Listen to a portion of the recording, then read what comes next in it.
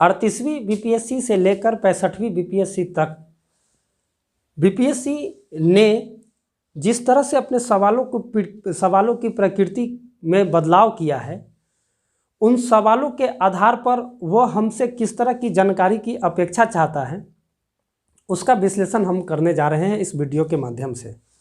आज इस वीडियो में हम प्राचीन भारत के सवालों का विश्लेषण करेंगे और देखेंगे कि बीपीएससी किस तरह से अपने सवाल के पूछने की प्रकृति को चेंज कर रहा है।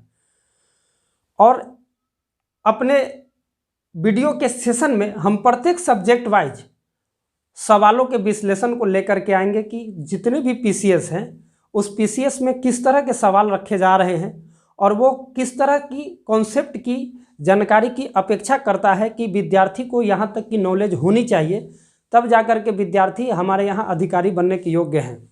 और उन कुछ सवालों पे हमारा रिजल्ट होते होते नहीं हो पाता है। तो चलिए उन सभी सवालों को हम आज विश्लेषण करते हैं, उन सवालों को देखते हैं। तो आज का पहला सवाल ये है कि चोल काल किसके लिए प्रसिद्ध था। ये 63वीं बीपीएससी का 2017 का सवाल है। इसमें 5वां ऑप्शन भी दे रखा है। तो देखिए, चोल काल की जो विशेषता थी वो ग्राम पंचायत थी, उसके सभाएं थे। उस ग्राम पंचायत के अपने एक मापदंड थे कि उसकी सदस्यता लेने के लिए इस मापदंड को फुल फिलअप करना होगा। जो इस मापदंड को फुल फिलअप नहीं कर पा रहा है वो इसकी सदस्यता बनने के योग्य नहीं है, जिसकी जानकारी हमें उत्तर मरेरू शिलालेख से प्राप्त होते हैं। जैसे चोल काल की जो सभा थी, उस सभा की सदस्यता के लिए हमारी उम्र सीमा 35 से 70 के बीच में होनी चाहिए थी। हमें अपना ज़मीन होना चाहिए था जिससे राजस्व इकट्ठा हो सके, अपना घर होने की ज़रूरत थी, और उसके बाद हमें वेद की जानकारी की ज़रूरत होना चाहिए थी। तभी जा कर के कोई भी व्यक्ति उसकी सदस्यता ले सकता था। तो ये चोल काल की सबसे बड़ी उपलब्धि थी ग्राम पंचायत। तो उसी पर आधारित ये सवाल 2017 में रखा था कि चोल काल की सबसे प्रसिद्धि क्या थी। तो उसकी प्रसिद्धि थी सभा, जो ग्राम पंचायत के स्तर पर सभा की सदस्यता थी, जिसकी जानकारी हमें उत्तर मरेरू शिलालेख से प्राप्त होती है। उसकी एक विशेषता ये भी थी कि उस सभा का सदस्य वो व्यक्ति नहीं बन सकता है जो पहले के किसी भी सभा में या समिति का सदस्य रह चुका हो, उसकी सदस्यता अब उसे नहीं मिल सकती थी। तो ये सबसे बड़ी उपलब्धि थी चोलों की। चलिए दूसरे सवाल को देखते हैं। दूसरा सवाल यह है कि दक्षिण भारत, यह भी 63वीं बीपीएससी का सवाल है, कि दक्षिण भारत के मंदिर के आकर्षक द्वार क्या कहलाते थे। तो दक्षिण भारत के मंदिर के आकर्षक द्वार गोपुरम कहलाते थे, क्योंकि उसका काफ़ी बड़ा द्वार हुआ करता था मंदिरों के, और उस मंदिर के द्वार के अंदर जो प्रवेश करने के बाद जो एरिया होते थे उसको मंडप कहते थे, और मंडप के बाद जहाँ पे भगवान स्थित किए जाते थे उसको देवालय कहा जाता था। और उस भगवान के स्थिर जिस रूम में किए जाते, जिस घर में किया जाता था भगवान को स्थित, उस घर के ऊपर जो बने हुए शिखर थे, ऊपर तक जो बना हुआ एरिया था उसको शिखर कहा जाता था। तो ये पूरे मंदिर का डायग्राम दिया गया है, जिसमें मंदिर के प्रत्येक भाग का नाम अलग अलग रखा गया था। चलिए दूसरे सवाल को देखते हैं। ये तो काफ़ी आसान सवाल है कि हर्षचरित्र नामक पुस्तक की रचना किसने की थी। तो हर्षचरित्र हर्षवर्धन का दरबारी कवि बाणभट्ट ने रचना किया था। बाणभट्ट ने 2 पुस्तक की रचना की थी, एक हर्षचरित्र और एक कादंबरी। हर्षवर्धन ने खुद 3 पुस्तक की रचना की थी। उसका नाम था प्रियदर्शिका, रत्नावली और नागानंद। इसमें हमेशा कन्फ्यूजन उत्पन्न हो जाता है कि हर्षवर्धन ने हर्षचरित्र की रचना की थी कि बाणभट्ट ने। तो इस कन्फ्यूजन को दूर करेंगे। हर्षवर्धन ने 3 पुस्तक की रचना की थी, प्रियदर्शिका, रत्नावली, नागानंद, और हर्षवर्धन का दरबारी कवि बाणभट्ट ने 2 पुस्तक की रचना की थी, कादंबरी और हर्षचरित्र की। क्लियर है? आगे चलते हैं अगले सवाल के लिए। ये बीपीएससी का सवाल है कि सिंधु सभ्यता निम्नलिखित में से किस युग में पड़ता है। तो देखिए, हम लिखावट के आधार पर काल को 3 भागों में बांटते हैं। वैसा काल जिस समय लेखन कला का प्रचलन नहीं हुआ था उस काल को प्राग ऐतिहासिक काल कहते हैं। ठीक है। वैसे काल जिसमें लेखन कला का प्रचलन हुआ लेकिन उसके द्वारा जो लेख लिखे गए हैं जिसे हम पढ़ नहीं सकते हैं उसे आध ऐतिहासिक काल कहते हैं। वैसा काल जिसमें लेखन कला का प्रचलन हुआ और हम उसे पढ़ सकते हैं उसे ऐतिहासिक काल कहते हैं। तो अब सिंधु सभ्यता की जो लिपि है वो आज तक पढ़ी नहीं जा सकी है, वो भाव चित्रात्मक लिपि है। तो उस लिपि को हम जब नहीं पढ़ पाए, लिपि तो है लेकिन पढ़ नहीं पाए, तो वो किस श्रेणी में आएगा? आध ऐतिहासिक काल में। क्योंकि आध ऐतिहासिक काल उस काल को कहते हैं जिस काल में लेखन कला का प्रचलन है और उसके लेखन के लिपि को हम पढ़ नहीं पा रहे हैं, तो उस काल को क्या बोलेंगे? आध ऐतिहासिक काल। ठीक है। तो सिंधु सभ्यता जो आएगा वो आध ऐतिहासिक काल में ही आएगा। चलिए अगले सवाल की ओर चलते हैं। अगला सवाल ये भी 63वीं बीपीएससी 2017 में पूछा है। सवाल है कि सिंधु घाटी सभ्यता की सबसे महत्वपूर्ण विशेषता क्या है? तो सिंधु घाटी सभ्यता भारत की प्राचीनतम सभ्यता है और इस प्राचीनतम सभ्यता की सबसे बड़ी विशेषता यह है कि इसका पकी हुई ईंट का सुव्यवस्थित नगर नियोजन, जिस ईंट की अपनी एक मापदंड थे और उस ईंट के आधार पर पूरा नगर विकसित था, इमारत विकसित थे। सड़कें जो थी एक दूसरे को समकोण काटती थी और उस सड़क की चौड़ाई 9.15 मीटर की चौड़ी सड़क थी जो एक दूसरे को समकोण पर काटती थी।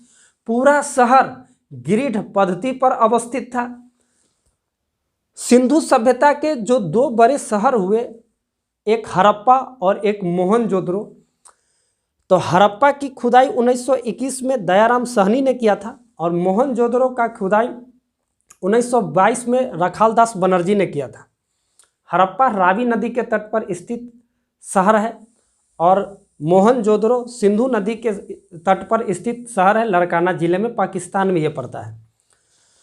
तो मोहनजोदड़ो की एक सबसे बड़ी विशेषता ये थी कि मोहनजोदड़ो में ईंट से बने हुए अन्नागार पाए गए हैं जो 45 मीटर लंबा है और 22 मीटर वो चौड़ा है। अन्नागार होने का ये अर्थ है कि वहाँ सरप्लस कृषि होती थी जिसके मतलब कि रखने के लिए गोदाम अवस्थित किए गए थे, अन्नागार बनाए गए थे। और वहाँ मोहनजोदड़ो में स्नानागार भी मिला है जो 11 मीटर लंबा है, 7 मीटर चौड़ा है, 2.43 मीटर गहरा है। तो वो जितने भी हैं वो सब ईंट, सुव्यवस्थित ईंट से बने हुए हैं। इसीलिए सिंधु सभ्यता की सबसे बड़ी विशेषता है वहाँ पकी हुई ईंट से बने हुए इमारत। ये उसकी सबसे नगर नियोजन प्रक्रिया है। वहाँ के लोग बिजनेस करते थे, सामान का खरीदारी होता था, एक दूसरे से अदलैन बदलैन होता था सामान का। और यही चीज़ बाद में जो सभ्यता विकसित हुई भारत में, तो वो ग्रामीण सभ्यता थी, लेकिन सिंधु सभ्यता नगर नियोजन सभ्यता थी। तो इसकी सबसे बड़ी विशेषता है कि ईंट के इमारत यहाँ पे बने हुए थे, वही जो सबसे बड़ी इसकी विशेषता है, पकी ईंट से बनी इमारत। इसका आंसर होगा। आगे चलते हैं अगले सवाल की ओर। ये 64वीं बीपीएससी का सवाल है, 2018 का है कि भारत में पशुपालन एवं कृषि के प्राचीनतम साक्ष्य प्राप्त हुए हैं। देखिए अभी इस सवाल, ये जो सवाल है वो ऑप्शन के आधार पर बनेगा ये कि पशुपालन एवं कृषि के साक्ष्य कहाँ से मिले हैं। तो इसका आंसर हो जाएगा मेहरगढ़ से, और बोर्ड ने भी यही आंसर लिया था, मेहरगढ़। लेकिन अभी वर्तमान में कृषि के साक्ष्य उत्तर प्रदेश के लोहारदेव नामक स्थान से प्राप्त हुए कि भारत में सबसे पहले कृषि का साक्ष्य लोहारदेव नामक स्थान पर, जो यूपी में पड़ता है, वहाँ पे पाया गया है। लेकिन अभी तक बोर्ड यही मानता है कि मेहरगढ़ से कृषि के साक्ष्य मिले हैं। तो इसका आंसर सवाल के ऑप्शन के आधार पर बनेंगे। इसका आंसर होगा मेहरगढ़, चूँकि बोर्ड अभी तक इसी को लेते हुए चल रहा है। ये अभी शोध का विषय है, जो लोहारदेव जो मैंने आपको बताया है कि यूपी में, तो ये अभी 2-3 साल पहले के बीच के करीब की बात है, क्योंकि लोहारदेव में ऐसा माना गया है कि 7000 से लेकर 9000 ईसा पूर्व से लेकर 7000 ईसा पूर्व के बीच में वहाँ पे कृषि के साक्ष्य मिले हैं, चावल के साक्ष्य मिले हैं। जैसे अगर अब सवाल पूछ दे कि सबसे पहले चावल के साक्ष्य कहाँ से मिले हैं, तो अगर ऑप्शन में हो लोहारदेव तो लोहारदेव मारेंगे, और नहीं तो कोल्डी हवा में चावल के साक्ष्य, प्राचीनतम चावल के साक्ष्य कोल्डी हवा से मिले हैं। इसका जो अभी राइट आंसर हो जाएगा पशुपालन एवं कृषि का, वो हो जाएगा मेहरगढ़ से। ये 2018 का सवाल है। चलिए अगले सवाल की ओर चलते हैं। बोध गया में बोधि वृक्ष अपने वंश की इस पीढ़ी का है, मतलब कि बोधि वृक्ष जो है वो किस पीढ़ी का वृक्ष है। तो देखिए अभी जो बोधि वृक्ष आप बोध गया में देख रहे हैं वो मूल पेड़ नहीं है, मूल पेड़ को गौड़ शासक शशांक ने कटवा दिया था। अभी जो ये पेड़ है तो इस पेड़ को कनिंघम द्वारा लगाया गया है। बोध गया में पेड़ पहले अशोक के द्वारा 2 बार लगाया गया, उसके बाद पुष्यमित्र शुंग के द्वारा लगाया गया, उसके बाद पूर्व वर्मा के द्वारा लगाया गया, और लास्ट में कनिंघम अलेक्जेंडर कनिंघम के द्वारा लगाया गया। तो 2 बार अशोक के द्वारा, 1 बार पुष्यमित्र सिंह, पूर्व वर्मा और इधर अलेक्जेंडर कनिंघम। तो कितने हुए? 2, 3, 4 और 5। तो ये पंचम पीढ़ी का पेड़ हो गया। तो बोध गया में जो स्थित पेड़ है बोधि वृक्ष वो पंचम पीढ़ी का है। बिहार सरकार के वेबसाइट पर भी इसका जवाब पंचम पीढ़ी का ही दिया गया है, इसीलिए इसका आंसर होगा पंचम पीढ़ी। कहीं कहीं आप किसी पुस्तक में पढ़ेंगे कि षष्ठम, 6ठी पीढ़ी का बताएगा, लेकिन जब बिहार सरकार की वेबसाइट पर सर्च करेंगे इसको तो इसका आंसर निकल के आएगा कि ये पंचम पीढ़ी का है। चलिए अगली सवाल की ओर चलते हैं। आजीवक संप्रदाय के संस्थापक थे, तो आजीवक संप्रदाय के संस्थापक मुखलीपुत्र गोसाल थे। इसका आंसर हो जाएगा मुखलीपुत्र गोसाल। अगले सवाल की ओर चलते हैं। मगध की प्रारंभिक राजधानी कौन सी थी? देखिए मगध की प्रारंभिक राजधानी गिरिवर्ज या राजगिरी थी बिंदुसार के समय में। तो मगध की जो प्रारंभिक राजधानी और सबसे अधिक दिनों तक जो राजधानी बनकर उभरा वो पाटलिपुत्र, लेकिन अगर प्रारंभिक राजधानी पूछेंगे तो ये राजगिरी थी। राजगिरी से राजधानी शिशुनाग ने वैशाली में स्थापित किया था, फिर वैशाली से राजधानी को पाटलिपुत्र कालाशोक ने स्थापित किया था। उसी कालाशोक के शासनकाल में दूसरी बौद्ध संगति भी होगी। तो अगर आपसे सवाल पूछे कि मगध की प्रारंभिक राजधानी कौन सी है तो राजगिरी, गिरिवर्ज, और मगध की सबसे ज़्यादा दिन तक राजधानी बनने वाला तो आपका आ जाएगा ये पाटलिपुत्र। चलिए अगले सवाल की ओर चलते हैं। अगला सवाल है, बराबर की गुफाओं का उपयोग किसने आश्रय गृह के रूप में किया था? तो बराबर की गुफाओं का प्रयोग आश्रय गृह के रूप में आजीवक संप्रदाय के लोगों ने किया था। बराबर की गुफाएं अशोक के द्वारा बनाई गई थी। तो अशोक के शासनकाल के 12वें वर्ष में सुदामा नामक गुफा बनी, जो बराबर की पहली गुफा है। उसके बाद 19वें वर्ष विश्व झोपड़ी नामक गुफा बनी, जो दूसरी गुफा है। तीसरी गुफा कर्ज और चौथी गुफा चौपार, यानी कि बराबर में जो गुफाएं बने हुए हैं उसके नामकरण है 4। पहला हो गया कौन? सुदामा, दूसरा विश्व झोपड़ी, तीसरा कर्ज और चौथा चौपार। क्लियर है? 4 गुफाएं, सुदामा, विश्व झोपड़ी, कर्ज और चौपार। चलिए, इसका आंसर हो जाएगा आजीविको ने। कर्नाट वंश का अंतिम शासक कौन था? ये 2016 में सवाल पूछा गया है, 60 से 62वीं में। तो इसको समझ लीजिए।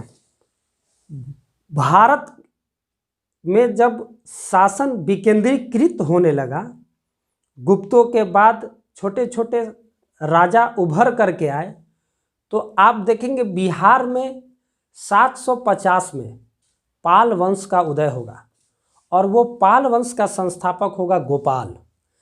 ऐसा माना जाता है कि गोपाल निर्वाचित शासक था जिसे लोगों ने चुना था। तो इस पाल वंश का अंत हो जाएगा 1097-98 के करीब में। तो इसका जो अंतिम शासक है 1097-98 वो रामपाल है।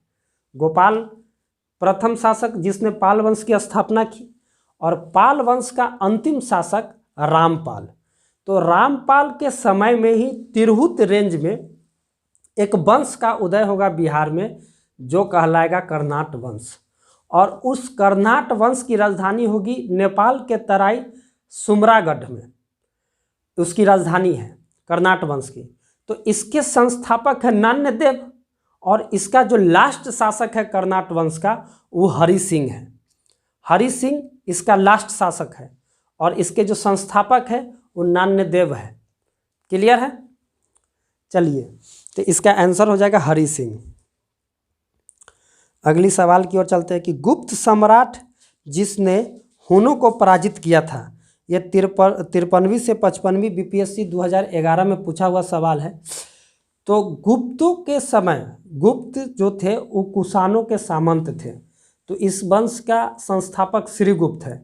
श्रीगुप्त के बाद घटोत्कच है, घटोत्कच के बाद चंद्रगुप्त प्रथम है, चंद्रगुप्त प्रथम के बाद समुद्रगुप्त है, और समुद्रगुप्त के बाद रामगुप्त, रामगुप्त के बाद चंद्रगुप्त द्वितीय, चंद्रगुप्त के द्वितीय के बाद ये कुमारगुप्त, और कुमारगुप्त का बेटा है स्कंदगुप्त। तो स्कंदगुप्त जब राजा बना तो स्कंदगुप्त के समय में ही हुनों का आक्रमण हुआ, जिसे स्कंदगुप्त ने बहुत बहादुरी से खत्म किया। और इसकी जानकारी आपको जूनागढ़ अभिलेख से मिलेगा, जिसमें हुनों को मलेच्छ शब्द कह करके प्रयोग किया गया है। अगर इससे सवाल आपसे पूछ दे कि मलेच्छ शब्द किसको संबोधित किया गया है जूनागढ़ अभिलेख में, तो हुनों को। रुद्रदामन का जूनागढ़ अभिलेख है, जिसमें आप देखेंगे कि हुनों के बारे में जानकारी मिलती है, हुनों के आक्रमण के बारे में जानकारी मिलती है। तो इसका आंसर हो जाएगा सी, स्कंदगुप्त। आइए अगले सवाल की ओर चलते हैं। 2015 का सवाल है, 56वीं से 59वीं का सवाल है ये। हर्षवर्धन के शासनकाल में किस चीनी यात्री ने भारत की यात्रा की थी? तो हर्षवर्धन वर्धन वंश का शासक है। हर्षवर्धन 607 में कन्नौज का राजा बनेगा, थानेश्वर कन्नौज का राजा बनेगा, और उसी के समय में एक चीनी यात्री आएंगे जिसका नाम होगा ह्वेनसांग। तो ह्वेनसांग ने नालंदा विश्वविद्यालय में रह करके शिक्षा ग्रहण की थी और सीयूकी नामक पुस्तक की रचना की थी। तो ह्वेनसांग के समय में जो चीनी यात्री आएगा वो होगा आपको हर्षवर्धन के समय में जो चीनी यात्री आएगा वो होगा ह्वेनसांग, और उसके बाद चंद्रगुप्त द्वितीय के समय में जो आया था वो था फाहियान। इसमें कन्फ्यूजन नहीं होना चाहिए था। हर्षवर्धन के समय में ह्वेनसांग और चंद्रगुप्त द्वितीय के समय में फाहियान भारत आया था। अगले सवाल की ओर चलते हैं।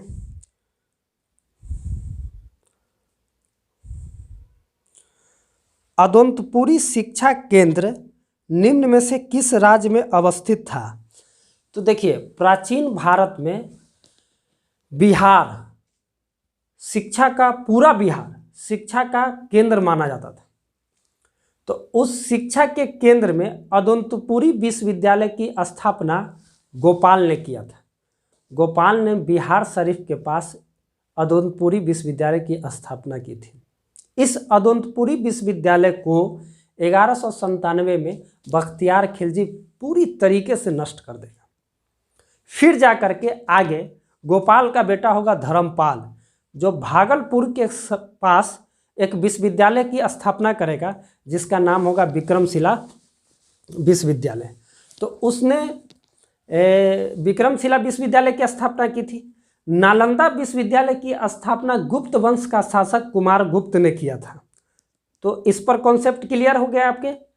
अदुनपुरी विश्वविद्यालय की स्थापना गोपाल ने, विक्रमशिला विश्वविद्यालय की स्थापना धर्मपाल ने, गोपाल का बेटा है, और नालंदा विश्वविद्यालय की स्थापना कुमार गुप्त ने किया था।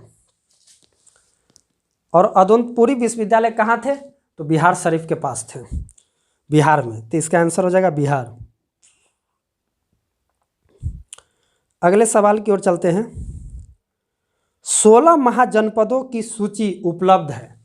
देखिए 16 महाजनपदों की जो सूची उपलब्ध है, तो यह सवाल जो पूछा गया है तो इसमें ऑप्शन के आधार पर बनेगा, क्योंकि 16 महाजनपदों की सूची 2 पुस्तकों में उपलब्ध है, एक बौद्ध ग्रंथ और एक जैन ग्रंथ। तो बौद्ध ग्रंथ अंगुत्तर निकाय में 16 महाजनपदों की सूची उपलब्ध है, और वहीं जैन ग्रंथ भगवती सूत्र में 16 महाजनपदों की सूची उपलब्ध है। पनिनी ने एक पुस्तक की रचना की थी जिसका नाम था अष्टाध्यायी। तो उस अष्टाध्यायी पुस्तक में 22 महाजनपदों की सूची उपलब्ध है, कि भारत में 6ठी BC में 22 महाजनपद थे, लेकिन ज़्यादातर मत 16 महाजनपदों की है। तो इसीलिए इसका लोगों का मानना है कि 16 महाजनपद भारत में स्थित थे। अब उस 16 महाजनपदों में 15 महाजनपद उत्तर भारत में स्थित थे, जबकि एक महाजनपद दक्षिण भारत में स्थित था, गोदावरी नदी के तट पर। उस महाजनपद का नाम है अस्मक। हो सकता है कि आपसे ये सवाल पूछ दे कि दक्षिण भारत का एकमात्र महाजनपद है, तो गोदावरी नदी के तट पर स्थित था, उसका नाम है अस्मक। अब इन 16 महाजनपदों में 3 महाजनपद बिहार में थे। एक महाजनपद का नाम अंग, दूसरा मगध और तीसरा बज्जी। अंग की राजधानी चंपा, मगध की राजधानी गिरिवर्ज राजगिरी और वज्जी की राजधानी वैशाली। तो ये कॉन्सेप्ट आपके क्लियर होना चाहिए कि अगर इससे सवाल इससे भी पूछ सकता है आपसे कि 16 महाजनपदों में कितने महाजनपद बिहार में थे, तो 3 महाजनपद बिहार में थे, अंग, मगध, वज्जी। क्लियर है? चलिए अगले सवाल की ओर चलते हैं। नालंदा विश्वविद्यालय किस लिए विश्व प्रसिद्ध था? तो नालंदा विश्वविद्यालय में बौद्ध धर्म की शिक्षा दी जाती थी, इसीलिए वह विश्व प्रसिद्ध था। आगे चलते हैं। अगला सवाल है कि गौतम बुद्ध को एक देवता का स्थान किस राजा के युग में प्राप्त हुआ? देखिए गौतम बुद्ध का जन्म 563 BC में होगा। सुधोधन इनके पिताजी का नाम है और इनकी माता का नाम महामाया है। तो ये 29 वर्ष की अवस्था में गृह त्याग कर देते हैं और जा कर के गया में, बोध गया में ध्यान लगा करके इन्हें ज्ञान की प्राप्ति होती है, और सारनाथ में ये अपने ज्ञान का उपदेश देते हैं 5 ब्राह्मणों को, जो धर्मचक्र प्रवर्तन कहलाता है। तो इनके जीवन की प्रक्रिया जैसे जैसे बढ़ती चली गई। 483 BC में अजातशत्रु के शासनकाल में इनकी मृत्यु हो जाती है देवरिया कुशीनगर में, यूपी में। तो आप देखेंगे कि इनके उपदेशों को इतने लोगों ने माना, इनके आदर्श विचारों को इतने लोगों ने माना, विभिन्न राजाओं ने इनको प्रश्रय दिया, अपने धर्म को, राजधर्म को बौद्ध धर्म में के रूप में घोषित किया, जिसको लेकर के आगे धीरे धीरे बढ़ते बढ़ते जब कनिष्क का शासनकाल आएगा तो कनिष्क के शासनकाल में चौथी बौद्ध संगति होगी कुंडलवल कश्मीर में, जिसमें वसुमित्र अध्यक्ष बनेंगे और अश्वघोष उपाध्यक्ष बनेंगे। तो वसुमित्र अध्यक्ष और अश्वघोष उपाध्यक्ष। तो उसी समय बौद्ध धर्म 2 भागों में बट जाएगा और 2 भाग हो जाएंगे, एक महायान और एक हीनयान। तो महायान संप्रदाय से संबंधित है कनिष्क, जो महात्मा बुद्ध को एक देवता के रूप में मानता है। तो कनिष्क के समय में महात्मा बुद्ध को एक देवता के रूप में लोग पूजने लगे थे। महात्मा बुद्ध एकमात्र विश्व का इंसान है जिन्हें देवता के रूप में पूजा जाता है। अभी तक ये उपलब्धि सिर्फ महात्मा बुद्ध को ही प्राप्त है। तो इसका आंसर हो जाएगा कनिष्क। आइए अगले सवाल की ओर चलते हैं। ईसा पूर्व 6ठी सदी में विश्व की प्रथम गणतंत्रात्मक व्यवस्था कहाँ थी? तो विश्व का पहला गणतंत्रात्मक व्यवस्था, गणतंत्र मतलब क्या? लोगों का शासन, गण मतलब क्या? जनता। तो उनके द्वारा की गई शासन को गणतंत्रात्मक शासन बोलते हैं। तो वो जो स्थापित था वो वैशाली में स्थापित था, जिसकी राजधानी लिच्छवी थी। तो गणतंत्रात्मक व्यवस्था वैशाली में थी। इसका आंसर हो जाएगा ए। अगले सवाल की ओर चलते हैं। अगला सवाल है कि बोध गया में महाबोधि मंदिर बनाया गया है जहाँ, तो देखिए बोध गया में महात्मा बुद्ध ने ध्यान लगाया था और ध्यान लगाने के बाद इनको ज्ञान की प्राप्ति हुई थी। कहा जाता है कि वैसे तो इनके प्रथम गुरु अलार कलाम थे, जिनसे इन्होंने सांख्य दर्शन की शिक्षा ली थी। उसके बाद रुद्र कामपुत्र थे और उसके बाद सुजाता नाम की एक लड़की, जिसको वास्तविक गुरु की उपाधि भी दी गई है कि महात्मा बुद्ध के वास्तविक गुरु कौन थे। तो सुजाता नाम की एक महिला कन्या थी जो जटगामनी गा रही थी कि बीना के तार को इतना भी ना खींचो कि वो टूट जाए और बीना के तार को इतना भी ढीला ना छोड़ो कि उससे कोई स्वर ही ना निकले, ध्वनि ही ना निकले। यही चीज़ सुन करके महात्मा बुद्ध ने अपने ध्यान को तोड़ा था और ज्ञान की प्राप्ति हुई थी। तो बोध गया में इनको ज्ञान की प्राप्ति हुई थी, इसीलिए बोध गया में मंदिर बनाए गए हैं। अब उस ज्ञान की प्राप्ति को जाकर के सारनाथ में ये उपदेश दिए थे 5 ब्राह्मणों को। तो जो सारनाथ में उपदेश दिए थे 5 ब्राह्मणों को, तो वो कहलाता है धर्म चक्र प्रवर्तन। क्लियर है? जब इन्होंने 29 वर्ष की अवस्था में गृह का त्याग किया था वो महाभिनिष्क्रमण कहलाता है। और जब 483 BC में इनकी मृत्यु हो गई थी तो वो महापरिनिर्वाण कहलाता है, यानी कि दीपक का बुझ जाना। चलिए, तो इसका आंसर हो जाएगा गौतम बुद्ध को जहाँ ज्ञान की प्राप्ति हुई थी। तो ज्ञान की प्राप्ति कहाँ हुई थी? बोध गया में।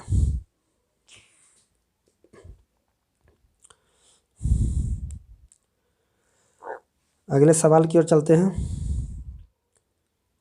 ये सवाल काफ़ी बच्चों को कंफ्यूज करता है। प्राचीन भारत BPSC का पूछा हुआ सवाल है कि निम्न में से कौन सा क्षेत्र अशोक के साम्राज्य में सम्मिलित नहीं था?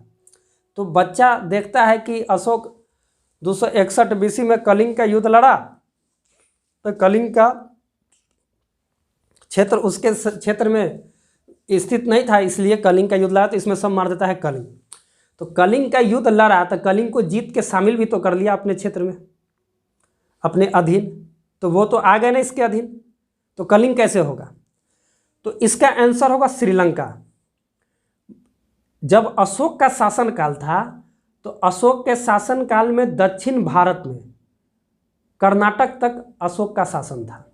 जैसे आपको याद होगा कि चंद्रगुप्त अशोक का दादा है, तो अशोक के दादा चंद्रगुप्त मौर्य कर्नाटक श्रवण बेलगोला में जाकर के संलेखना विधि से अपने जीवन को त्याग देगा।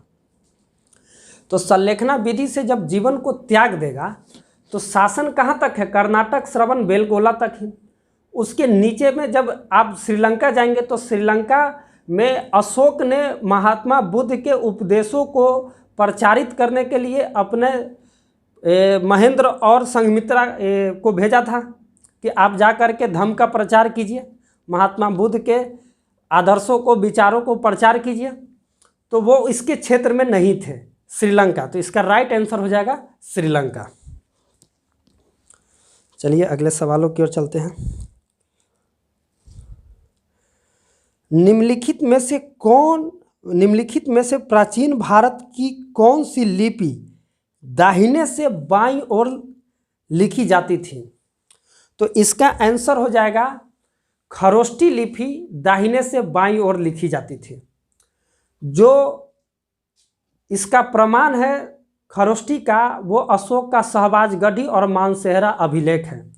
इस अभिलेख पर इस लिपि को उत्कीर्णित किया गया है जो दाईं से बाईं ओर लिखी गई है।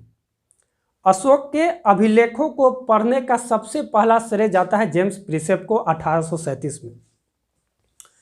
अशोक के अभिलेखों को खोजने का श्रेय जाता है 1750 में पाटेंद्री पैंथलर को या टील पैंथलर को। तो अगर सवाल पूछे कि अशोक के अभिलेख को खोजा था किसने, तो टील पैंथलर ने। अगर सवाल पूछे कि अशोक के अभिलेखों को पढ़ा था किसने, तो जेम्स प्रिसप ने 1837 में। चलिए, तो इसका आंसर हो जाएगा खरोष्टी। अगला सवाल है कि निम्नलिखित में से मगध का कौन सा राजा सिकंदर महान के समकालीन था। देखिए, इसका आंसर होगा घनानंद, क्योंकि जब सिकंदर भारत पर आक्रमण करने आ रहा था तो चाणक्य ने घनानंद के दरबार में जाकर के गुहार लगाई थी कि महाराज, आप जितने छोटे मोटे जो राजाएं हैं उनकी सेना को लेकर के संगठित हो जाइए, क्योंकि मैसेडोनिया का राजा सिकंदर भारत पर आक्रमण कर रहा है। जिस समय भारत पर वो आक्रमण करने वाला होता है, व्यास नदी के पास अपनी छावनी को रखे रहता है, तो उस समय राजा अभी घनानंद ही है। चंद्रगुप्त मौर्य राजा 322 बीसी में बनते हैं। उस समय सिकंदर यहाँ से लौट जाता है, चला जाता है। जब चंद्रगुप्त मौर्य राजा बनेगा तो सिकंदर का एक सेनापति भी है, सेल्यूकस निकेटर। तो सेल्यूकस निकेटर से 305 बीसी में युद्ध होंगे चंद्रगुप्त मौर्य की, जिसमें सेल्यूकस निकेटर पराजित हो जाएंगे और चंद्रगुप्त मौर्य जीत जाएगा। इस युद्ध में संधि होगी, जिस संधि के तहत अफगानिस्तान के जो प्रांत होंगे, काबुल, कंधार, हेरात और मकरान, वो चंद्रगुप्त मौर्य को दिया जाएगा। और इसी संधि के तहत सेल्यूकस निकेटर अपनी पुत्री कार्नेलिया का विवाह चंद्रगुप्त मौर्य से करेगा, और चंद्रगुप्त मौर्य की तरफ से सेल्यूकस निकेटर को 500 हाथी उपहार में दिए जाएंगे। तो जिस समय सिकंदर है, तो सिकंदर का समकालीन कौन है यहाँ पे, घनानंद। और जिस समय वहाँ सेल्यूकस निकेटर है, उस समय यहाँ पे कौन है, चंद्रगुप्त मौर्य। सेल्यूकस निकेटर ने अपना एक राजदूत मेगास्थनीज को भी भारत भेजा था चंद्रगुप्त मौर्य के दरबार में रहने के लिए, जिसने इंडिका नामक पुस्तक की रचना की थी। क्लियर है। चलिए, तो इसका आंसर हो जाएगा घनानंद। अगले सवाल की ओर चलते हैं। जिसके ग्रंथ में चंद्रगुप्त मौर्य का विशिष्ट रूप से वर्णन हुआ है वह है, तो चंद्रगुप्त मौर्य का जो वर्णन है, सिर्फ चंद्रगुप्त मौर्य से संबंधित वर्णन है, वो विशाख दत्त का मुद्रा राक्षस है। तो इसमें बच्चे को कन्फ्यूजन हो जाता है कि चंद्रगुप्त मौर्य के दरबार में चाणक्य रहते थे और चाणक्य ने अर्थशास्त्र की रचना की थी। तो अर्थशास्त्र जो पुस्तक है वो राजनीति के आधार पर, राजनीति से संबंधित पुस्तक है। उसमें उसे मौर्यों का संविधान भी कहा जाता है। अगर आपसे सवाल पूछे कि मौर्यों का संविधान किसे कहते हैं, तो वो चाणक्य द्वारा रचित अर्थशास्त्र है। जबकि चंद्रगुप्त मौर्य के बारे में जानकारी मुद्रा राक्षस से मिलती है, जो विशाख दत्त द्वारा रचित था। इसमें चंद्रगुप्त मौर्य को वृषल शब्द से संबोधित किया गया है। वृषल शब्द कहने का अर्थ है कि कुलहीन, यानी कि वो नीच कुल से उत्पन्न व्यक्ति था, ये चंद्रगुप्त मौर्य, जो आगे चल करके राजा बनेगा। तो इसका आंसर हो जाएगा विशाख दत्त। इसके ऑप्शन में देखेंगे तो भास ने स्वप्नवास दत्तम की रचना की थी, शूद्रक ने मृच्छकटिकम की रचना की थी, अश्वघोष ने बुद्धों का रामायण की रचना किया था, जिसे बुद्ध चरित्र बोलते हैं। चलिए, अगले सवाल की ओर चलते हैं। निम्नलिखित में से कौन सा बंदरगाह गुप्त काल में उत्तर भारतीय व्यापार के लिए उपयोग किया जाता था। तो गुप्त काल में, यह 2019 का सवाल है, 65वीं बीपीएससी का सवाल है। गुप्त काल में एक बंदरगाह थे जिसका काफ़ी ज़्यादा उपयोग किया जाता था, वो था ताम्रलिप्ति। ताम्रलिप्ति बंदरगाह व्यापार के लिए उपयोग किए जाते थे। तो इसका आंसर हो जाएगा बी। अगले सवाल की ओर चलते हैं। किस शासक वंश ने मंदिरों एवं ब्राह्मणों को सबसे अधिक ग्राम अनुदान में दिया था। तो ब्राह्मणों को जो ग्राम अनुदान में दिया था वो गुप्तों ने दिया था सबसे अधिक। प्राचीन भारत में गुप्तों ने ब्राह्मणों को मंदिर बनाने के लिए ग्राम अनुदान दिए थे। अगले सवाल की ओर चलते हैं। भागवत संप्रदाय के विकास में किसकी देन अत्यधिक है? तो भागवत संप्रदाय का विकास गुप्तों के समय में हुए थे। आप देखें कि गुप्तों के समय में, गुप्तों का युग जो है स्वर्ण युग कहलाता है, स्वर्ण काल कहलाता है। तो ये गुप्तों का जो देन है वो मंदिरों विशेषता, और गुप्तों के समय में ज़्यादा साहित्य की रचना भी की गई थी, क्योंकि कालिदास जो साहित्यकार है, जो आप देखेंगे चंद्रगुप्त द्वितीय के दरबार में है कालिदास। अगली सवाल की ओर चलते हैं। मुद्रा राक्षस का लेखक निम्न में से कौन है? तो मुद्रा राक्षस के लेखक विशाख दत्त हैं। पृथ्वीराज रासों के लेखक हैं, पृथ्वीराज रासों के लेखक कलहन चंद्रवरदाई है। सॉरी, कलहन ने तो रासतरंगिणी लिखा था, तो इसका आंसर हो जाएगा चंद्रवरदाई। स्वप्नवास दत्तम के लेखक हैं भास, स्वप्नवास दत्तम के लेखक भास हैं। कालिदास, जो इसका ऑप्शन दिया हुआ था, कालिदास ने रघुवंशम, मालविकाग्निमित्रम, अभिज्ञान शकुंतलम, मेघदूतम नामक पुस्तकों की रचना की थी। कुमार संभवम महाकाव्य किस कवि ने लिखा है? कुमार संभव महाकाव्य कालिदास ने लिखा है। तो इस तरह से आप देखेंगे कि बीपीएससी सवाल पूछ रहा है। ये तो प्राचीन भारत के सवालों का मैंने विश्लेषण किया है। आगे मध्यकालीन भारत में जितने भी सवाल पूछे गए हैं तो उसका वीडियो मैं लेकर के आऊँगा। उसके बाद राजनीति का, पॉलिटी का, इकोनॉमिक्स का, ज्योग्राफी का, जितने भी बीपीएससी में सब्जेक्ट बाई मैं वीडियो लेकर के आऊँगा। आप इस वीडियो को देखकर इसमें किस तरह की सुधार या आपकी अपनी कोई अगर सुझाव है तो वो देना न भूलें। आपके प्रत्येक सुझाव का मैं वेलकम करता हूं और आप अपनी तैयारी सुचारू रूप से जारी रखें। इसमें किसी भी प्रकार का कोई भी समस्या अगर आपको हो तो हमसे टेलीफोन के माध्यम से, ऑनलाइन माध्यम से या ऑफलाइन माध्यम से आप जुड़कर हमसे किसी भी प्रकार की मदद और राय ले सकते हैं। मैं प्रवीण कुमार आपके हर एक राय का स्वागत करता हूं। तब तक के लिए आप हमारे चैनल पर बने रहिए। नेक्स्ट वीडियो जल्द ही आएगा। आगामी बीपीएससी परीक्षा के लिए आपको हार्दिक बधाई एवं शुभकामनाएं। आप अपने जीवन में सफल हो। धन्यवाद।